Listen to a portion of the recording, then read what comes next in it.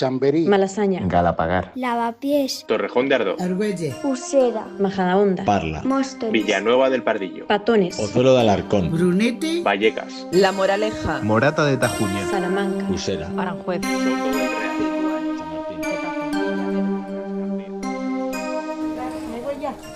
Soto del Real. Muy bien. Hasta luego. Buenos días. Buenos días, joven. Dígame. El asunto es el siguiente. Venía a ver si hay que apuntarse para la vacuna o qué. ¿Cuántos años tiene usted? 6-8. 6-8. Pues tendrá que esperar que le llame de la Comunidad de Madrid. Pues tengo que esperar. Gracias, De nada. Son días intensos en los centros de salud de atención primaria, los más próximos al ciudadano. Es ahí donde recae la mayor parte del proceso de vacunación. Hemos estado en uno de ellos, de la Comunidad de Madrid, en el de Barajas, para vivir el ajetreo de estos días. Hoy, en la batalla por Madrid, nos ocupamos de la primera línea de combate contra la pandemia, los centros de salud. Soy Montserrat Domínguez. Bienvenidos. O sea, nuestra prioridad ahora es vacunar. Estamos vacunando pues a todos los que podemos cada día. Si falta algún paciente, se llama en ese día a otro para que venga y no se pierda ninguna dosis. Y la verdad que la población está respondiendo estupendamente. O sea, es que les llamas, además les llamamos personalmente y a mí me dicen, hombre Marga, qué bien, ¿me llamas para vacunar? Me digo, sí, venga, vente el martes. Y entonces se ponen contentísimos. Sí. Buenos días, le llamo del Centro de Salud Barajas. Le llamaba para darle cita para la vacunación del coronavirus. Hombre, madre mía, me he puesto con el teléfono, me levanto con el teléfono. Te voy a enseñar lo que te decía de los listados. ¿Ves las observaciones, no? Citado. Este no aparece en el sistema. Esta la tengo que llamar a 1 de mayo porque está enferma ahora, pero eso lo vamos registrando. Esta rechaza y esta rechaza, 2 personas. De un listado de 80, ¿no? Sí, pero vamos, que no es lo habitual, ¿eh? ¿Por qué te dicen que rechazan? Principalmente porque no se fían o porque no lo ven tan necesario. Hombre, lo importante es que en el porcentaje de que vacunemos, lo que hablan de la vacunación de rebaño, si tenemos al 70% de la población vacunada, el virus no puede saltar de una persona a otra, es muy difícil, entonces acabará desapareciendo, espero. Guardadas en una nevera de vacunas que tiene una toma eléctrica de seguridad, que nunca se puede quedar sin luz. Ahí tenemos los 7 viales de esta tarde y los 4 iniciales de mañana. Los tenemos aquí, los vamos cargando poco a poco. ¿Los cargáis aquí mismo? No, los subimos y los cargamos arriba. Los que tienes esperando, para que no esté mucho tiempo temperatura ambiente, aunque tienen unas horas. Vamos a estar en vacunas en la esquina, ¿vale? Vale. O sea, cuando tenemos a 6 pacientes cargamos, entonces ya vamos poniendo, pero es que te digo que no falla ni uno, ¿eh? María Soledad Morali. María Soledad. Soy yo. Hala, vamos para allá. A ver, Soledad, siéntese en esa silla. Le vamos a pinchar en el brazo. Hombre, ¿estás tú por aquí? Vamos a ver. Dime, ¿Ha pasado cariño. el COVID? No. Vale. Alérgica a la amoxicilina. La alergia a la amoxicilina que Sí. le dio una reacción muy fuerte, Sí. la tuvieron que medicar, se llegó a tener una parada. No, nada, solo No. fuerte. Vale, pues ahora cuando se quede fuera, en vez de 15 minutos, se va a quedar usted media hora. ¿Media hora? Sí.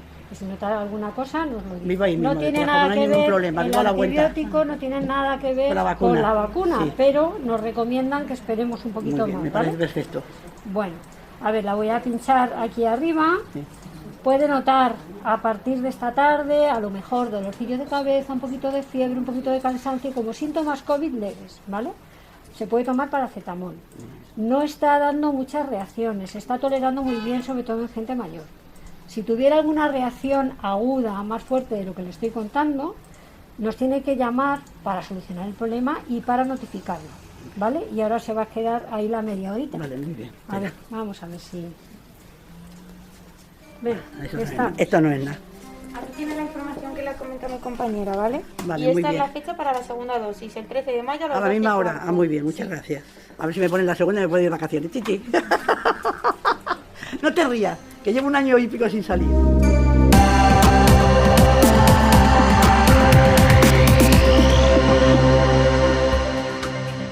Isabel Valdés, periodista de la sección de Madrid de El País. ¿Cómo estás?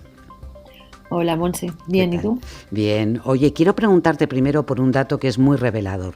En comparación con otras comunidades autónomas, Madrid dedica muchos recursos públicos a los hospitales y muy pocos a los centros de atención primaria, ¿no? Este es un modelo que los expertos llaman hospitalocentrista y que no se da solo en la comunidad, ocurre en toda España.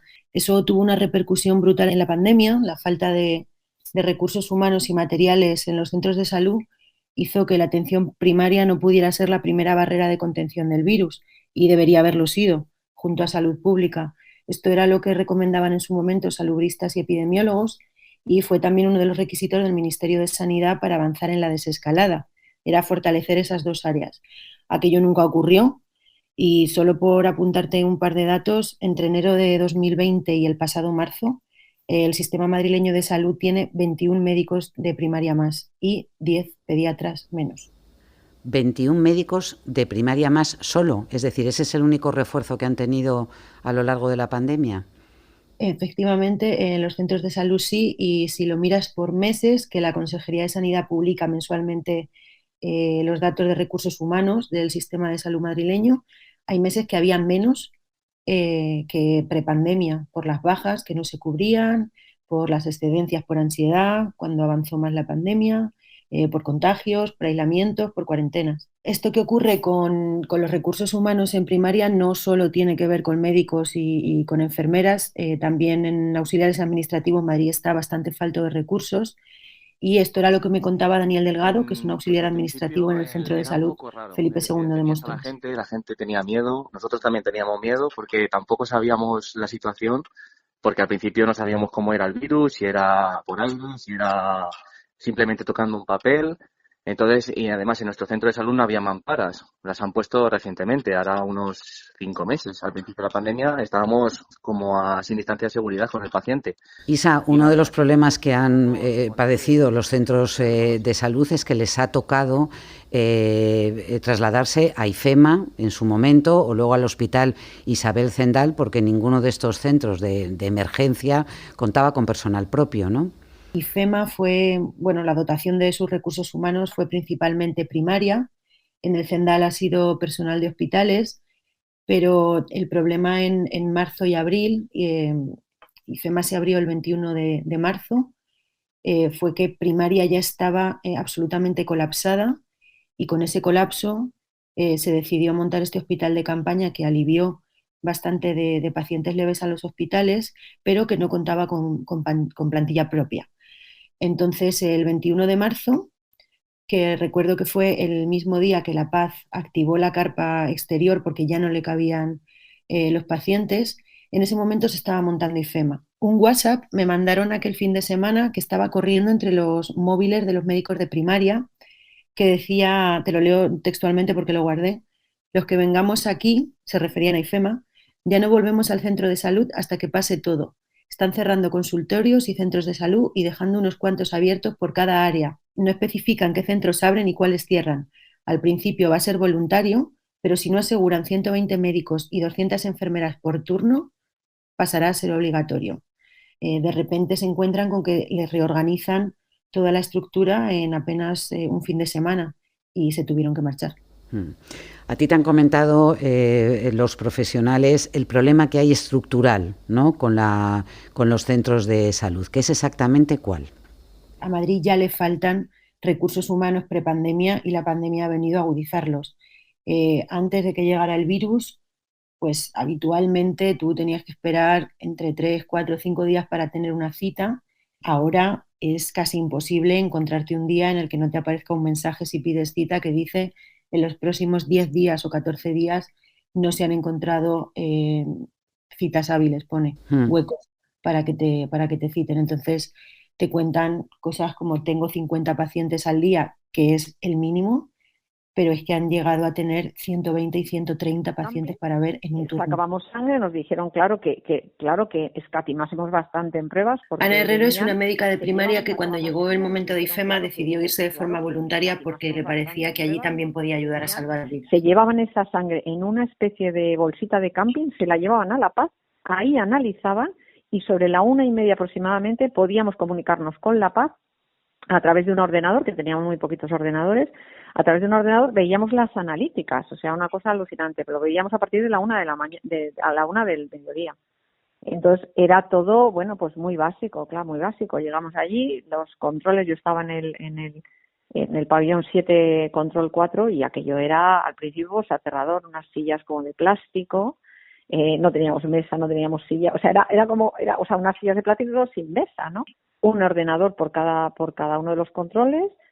Y la sensación era, bueno, pues que diagnosticábamos como en el año, bueno, yo tengo 55 años y llevo 30 años ejerciendo, pues ejercíamos como ejercíamos hace 1000 años, claro, pues sin nada de nada, sin nada, o sea, tu fonendo, un pulsioxímetro y ya está, y eso era, y dábamos de alta simplemente haciendo caminar a los pacientes, midiendo la saturación, y nos manejábamos con un fonendo, o sea, que era un poco el inicio de IFEMA, nos ayudábamos todos, o sea, era alucinante, era una humanidad, o sea, se olía humanidad, o sea, llegaba un paciente, no teníamos, claro, no había puertas, no había mesas, no había, simplemente como camastros, había que dar la vuelta a un paciente, claro, no eran camas articuladas, entonces tirábamos entre todos, dábamos un paciente cuando se ahogaba, teníamos que hacerle una postura de cúbito prono, entonces todos a la vez tirábamos del paciente, daba igual celador que médico, era bestial, o sea, la experiencia humana bestial, dura, muy dura y bestial, ¿no?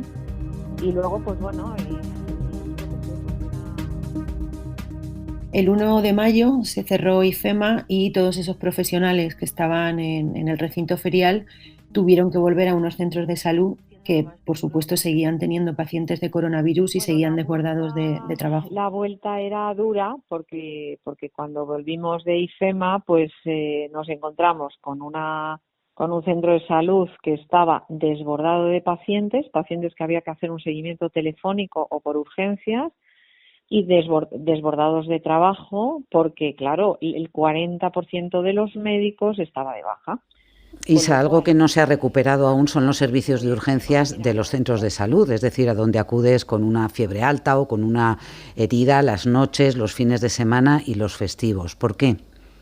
Pues en parte no se ha recuperado porque no tienen capacidad para hacer un circuito de limpio-sucio, es decir, tener zonas separadas para tratar pacientes COVID y no COVID, y por otra parte porque tienen una falta de profesionales del SUMA, que también trabaja ahí, el SUMA 112, que no logran cubrir. Javier Bermejo era uno de esos médicos de primaria que trabajaba en el servicio de urgencias, fue derivado en su momento a IFEMA y todavía no se ha incorporado a su trabajo habitual. Sospechábamos o esperábamos que fuera como pasó con primaria, que primaria trasladó parte de sus trabajadores a IFEMA y luego ya una vez que la ola cesó un poco volvieron a sus puestos de trabajo. En nuestro caso los SWAP se han mantenido cerrados. Yo veo muy, muy importante, muy perjudicial para la población el hecho de que se mantengan cerrados, porque la población al final tiene que ser atendida en los hospitales para patologías que a lo mejor que no son tan graves como para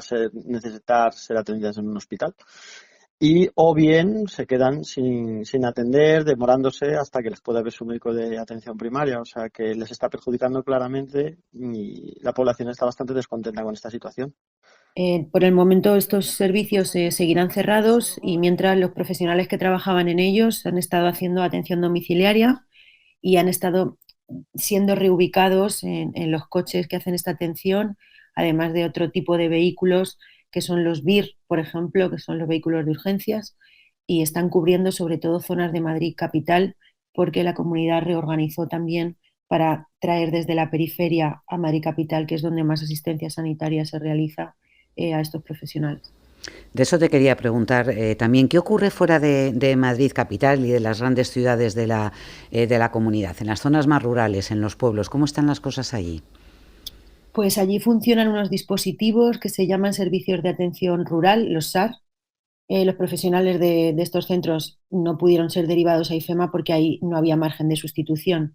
En el mejor de los casos, hay algunos que tienen 2 médicos y una profesional de enfermería, pero por lo general hay un médico de primaria, una enfermera, no hay más. Entonces, tienen un problema de recursos humanos más agudo aún que el de los centros de la capital, y tuvieron también otro problema, que es que cuando tú sales, digamos, del radar de lo más visible, que es la ciudad de Madrid, el olvido que se hace por parte de las instituciones, en este caso, de las necesidades, pues se agravó. Ángel Bayo es uno de estos médicos de atención primaria que trabaja en USAR. Al no haber recursos humanos suficientes como para atender todos los problemas de salud que surgen, y más aún cuando, bueno, pues la atención se está centrando tanto en el COVID que al final este tipo de situaciones acaban, en fin, saltando de los circuitos normales y llegando a los servicios de urgencias, ¿no? Comprobamos también los problemas de personal que tenían los centros de salud en Madrid con los rastreadores. El índice, el porcentaje de personal para hacer los rastreos de los contagios del COVID en Madrid ha sido muy inferior al de otras comunidades, ¿no? Sí, ha sido bastante inferior. Además, el problema que tuvo Madrid es que, aparte de los rastreadores que tenían que funcionar desde salud pública, desde un primer momento los médicos de primaria fueron los encargados de hacer el rastreo de los nuevos contagios. Hacían el rastreo de los contactos que vivían en el mismo domicilio y en muchas ocasiones era el único rastreo que se hacía, y eso los ha sobrecargado todavía más. A día de hoy todavía la situación en cuanto al rastreo sigue siendo la misma y al final lo que hace es cargar todavía más de forma indirecta a los profesionales de primaria que siguen saturados en los centros de salud. Desde que empezamos la segunda ola, que fue en agosto, cuando hablan de septiembre, agosto ha sido desesperante. Esto también me lo contaba Ana Herrero, la médica de primaria. ¿Por qué? Porque nos enfrentamos a un paciente que ya para él se ha terminado el COVID, con lo cual comienza a exigir que quiero mi colesterol, que quiero mi tal, que quiero mis análisis, que quiero, o sea, empieza a querer su atención. ¿Y de lo mío qué, no? Lo que llamamos nosotros a veces los médicos, ¿y de lo mío qué? Y lo suyo es, pues, el colesterol, que no se ha controlado, pues mire usted que yo, pues de cerca no veo, en fin, lo que es la patología habitual, ¿no? Y el problema que nos estamos enfrentando ahora mismo es que tenemos una consulta de COVID que nos ocupa día y medio, con lo cual nos quedan 3 días y medio para atender el resto de la patología. Entonces, con lo cual estamos absolutamente desbordados ahora mismo, ¿no? Desbordados, porque claro, si en unas consultas que antes del COVID pues estábamos en 50 pacientes diarios, ahora como hay evidentemente día y medio que no atendemos lo que es, que solo atendemos COVID día y medio y el resto es no COVID, es claro, hemos pasado a 60 pacientes, 70 pacientes. Yo he llegado incluso un día a 89 pacientes. Y eso es desesperante, porque además...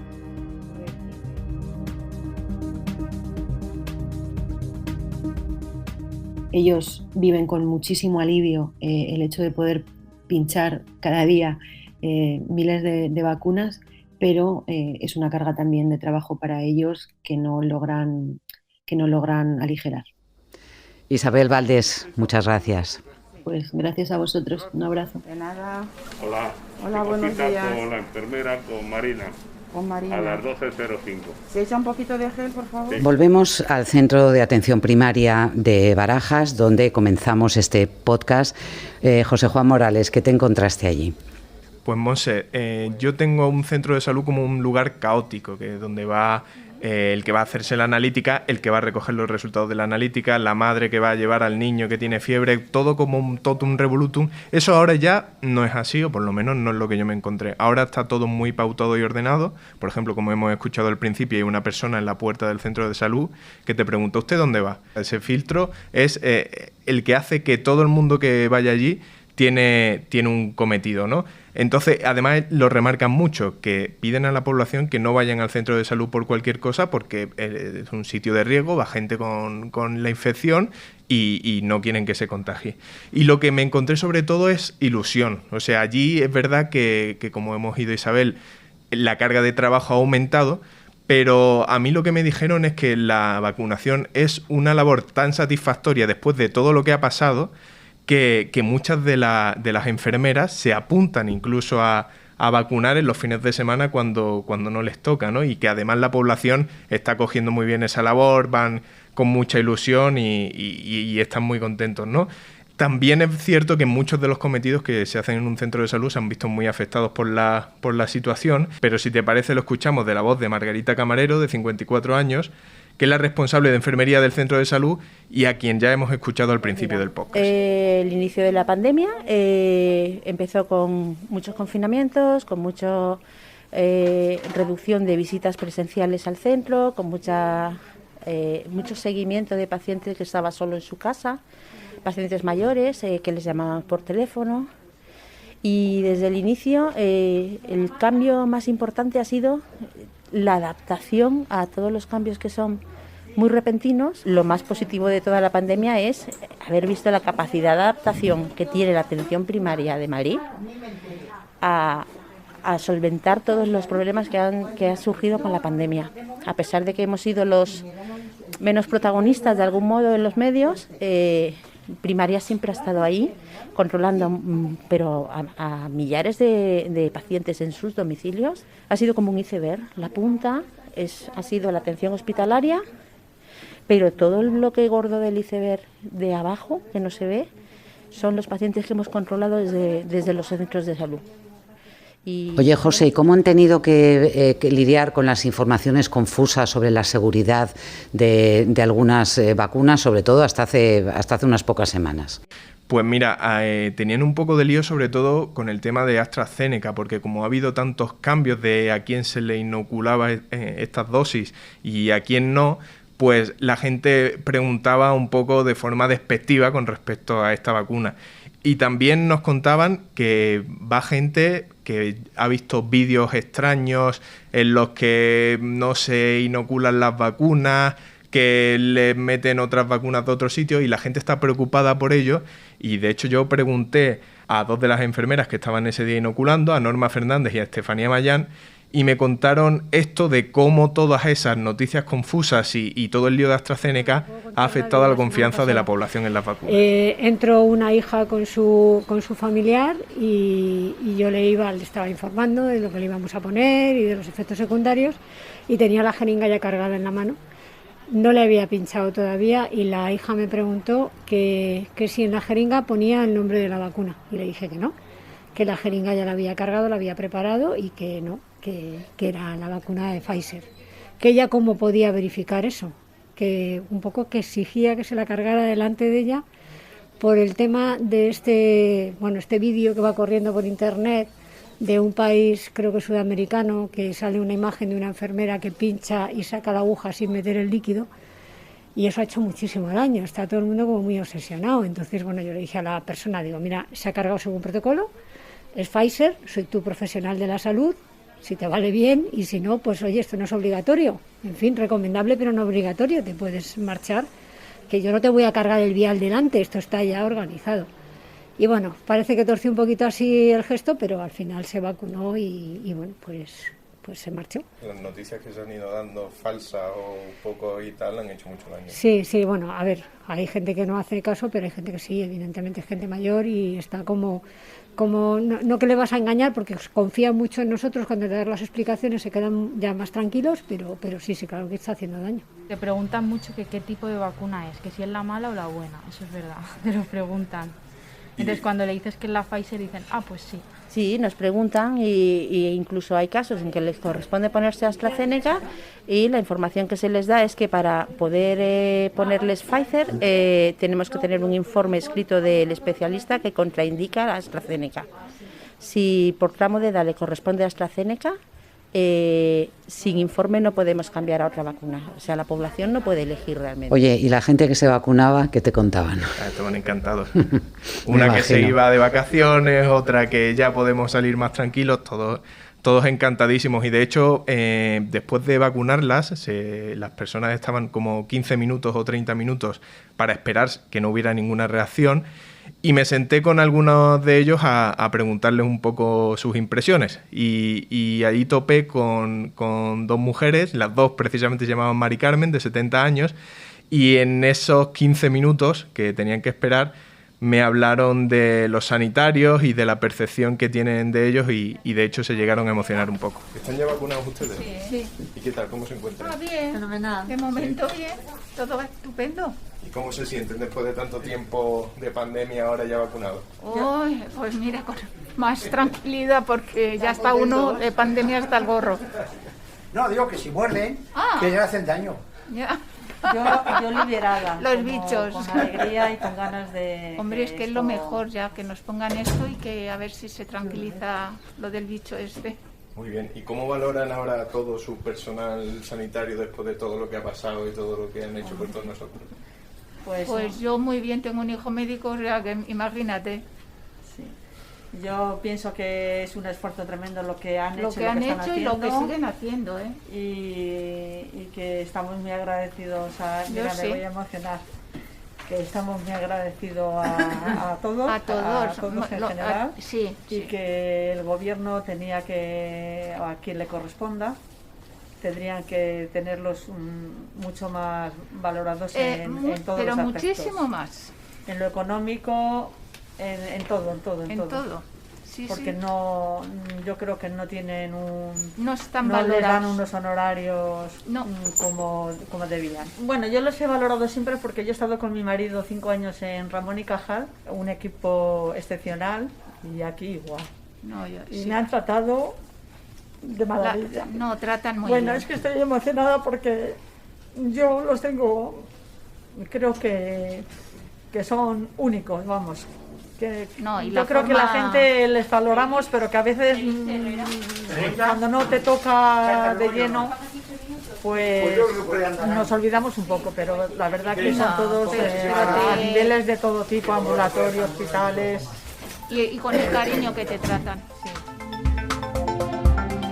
Hasta ayer lunes, la Comunidad de Madrid ha recibido 2.034.000 vacunas. El 8,3% de la población ya está vacunada con las 2 dosis. En Madrid y en toda España, el proceso está cogiendo velocidad de crucero a medida que llegan más dosis. Además de hablar con los profesionales y los pacientes del Centro de Salud de Barajas, José Juan Morales ha estado al frente de la realización de este podcast y Patricia Peiró y Miguel Cantón en la producción. La sintonía es de Mario Gil. Volvemos mañana. Hasta entonces.